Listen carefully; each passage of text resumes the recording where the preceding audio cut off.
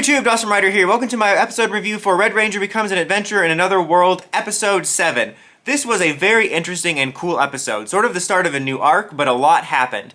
We have them questing, continuing their, quest for the Dark Seeds and the Mana Seeds or whatever to try to stop them, and they have a lead on these elves that seem to maybe have something, and they're in this unique desert that I guess used to be kind of more of a lush area, and then this certain person or tyrant, which we learn about later, kind of deforested it, but there's one oasis of like a cactus area that they end up in.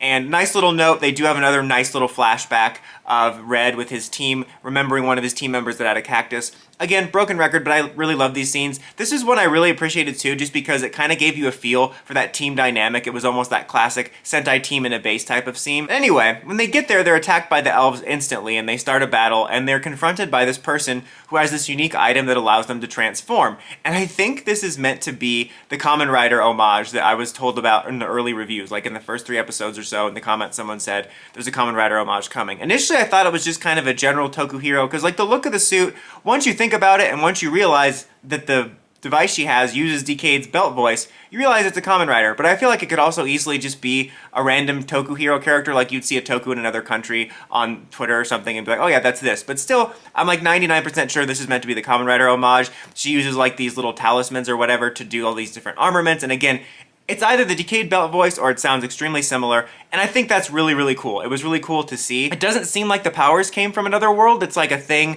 passed down. It said like 7 generations or something like that. It's called like the Amen or something.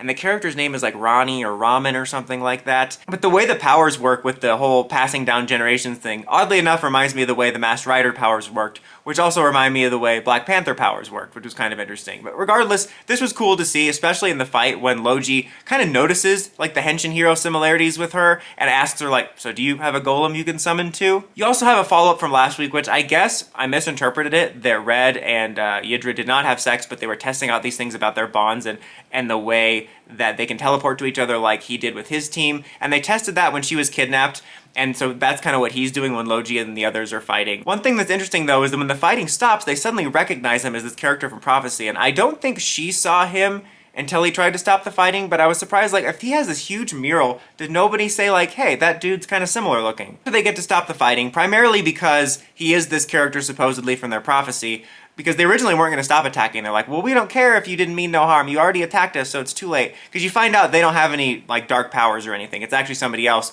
Because when they're brought back to their village, they go to this shrine that does have a big thing of red that says that this prophet once prophesied he was going to come help with this conflict.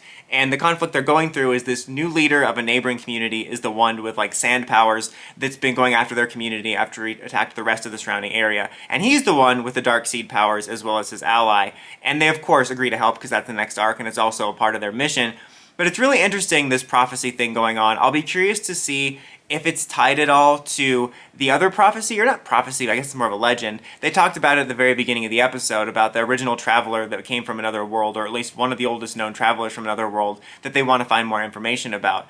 Part of me almost thinks that was going to be like a Evil Dead 2 situation, where somehow, at some point, Red time travels to the past and becomes that person. I don't know. I'll be curious to see if this is tied in any way to the Red prophecy. I definitely think that was a really interesting wrinkle, though, to be sure. Future Past Awesome here. There's something I forgot until I was editing and glancing over my notes and getting some pictures, is that when they're talking about the prophecy person, Red mentions that he knew someone once that could do some prophesizing, and they allude to his friend that disappeared that was in a previous episode that I guess I was told is meant to be the Sixth Ranger, so that's also a very probable theory that possibly this Sixth Ranger character that he knew, if she is the Sixth Ranger, disappeared, and then she's the one that was traveled to the world all those years ago, and then also is one and the same with the prophecy person. But I thought it was worth mentioning because I felt like people would bring it up, and I just kind of accidentally glossed over it on my notes. Overall though, really fun episode. If this is indeed the Kamen Rider homage, I thought it was great, a lot of fun, especially with the Decayed voice, bit of an expansion upon the world.